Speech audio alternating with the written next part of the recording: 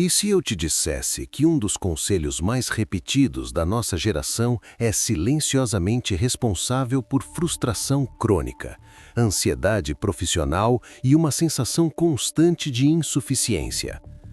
Siga sua paixão parece libertador, inspirador, quase espiritual. Mas ninguém te contou o preço psicológico desse mantra. Ninguém te avisou que, para muitas pessoas, ele não leva à realização, leva ao esgotamento.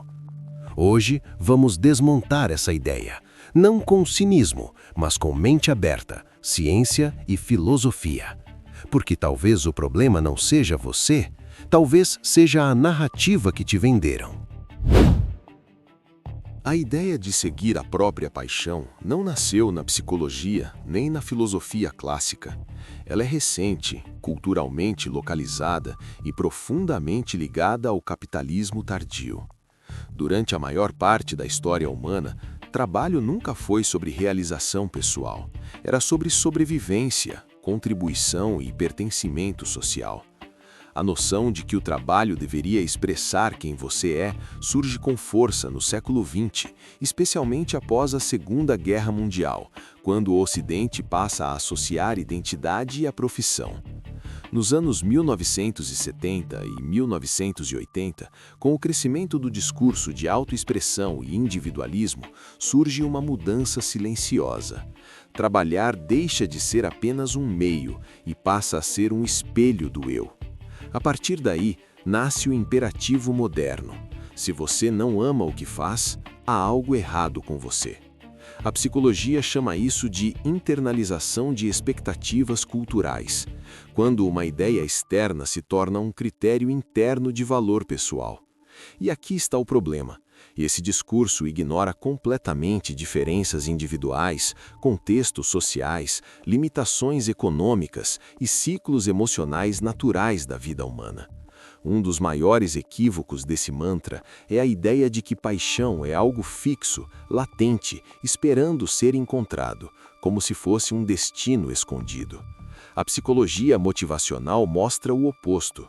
Pesquisas indicam que a maioria das paixões é construída, não descoberta. Ela surge depois do envolvimento, do aprendizado e da competência, não antes.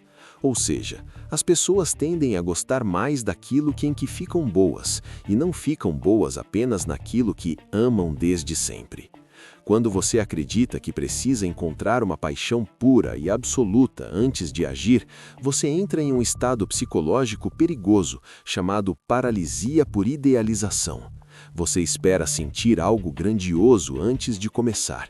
E como esse sentimento raramente aparece, você conclui que ainda não encontrou o certo. Resultado: inércia, comparação e culpa silenciosa. Aqui precisamos ser muito precisas. Propósito não é entusiasmo constante. Propósito é sustentação de sentido ao longo do tempo.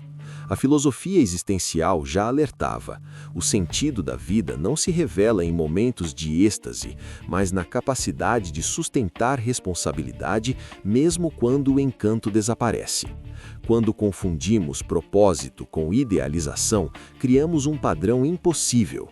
O trabalho precisa ser sempre prazeroso, precisa confirmar nossa identidade e precisa nos fazer sentir especiais. Isso gera uma armadilha cognitiva conhecida como hedonic treadmill, a esteira hedônica. Você se empolga, começa algo novo, sente prazer e depois o cérebro se adapta. O encanto cai e você interpreta isso como um sinal de que não era a sua paixão. Então você troca e repete o ciclo. Não porque seja inconstante, mas porque foi ensinada a fugir do desconforto normal do compromisso. Poucas pessoas falam sobre isso, mas o discurso da paixão cria uma nova forma de opressão, a obrigação de amar aquilo que te sustenta. Quando você depende financeiramente do que faz e ao mesmo tempo acredita que deveria sentir realização plena, qualquer frustração vira falha moral. Você não está apenas cansada, você se sente ingrata. Você não está apenas confusa, você se sente defeituosa. A psicologia clínica observa um aumento significativo de ansiedade profissional, síndrome do impostor e culpa por não amar o suficiente. Tudo isso alimentado por uma ideia que nunca levou em conta a complexidade emocional humana.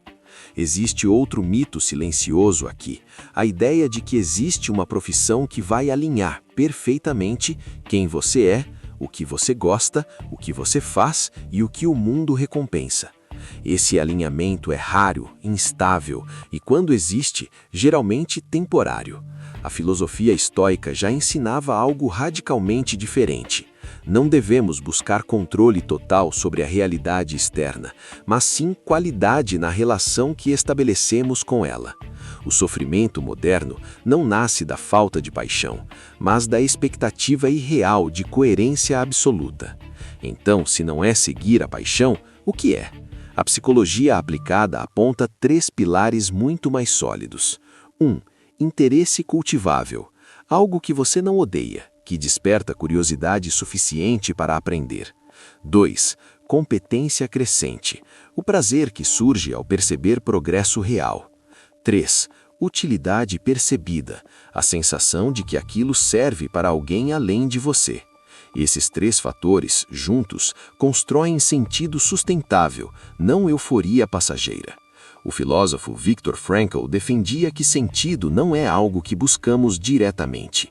Ele emerge como consequência de contribuição, responsabilidade e escolha consciente. Trabalho não precisa te completar. Essa é talvez a ideia mais libertadora.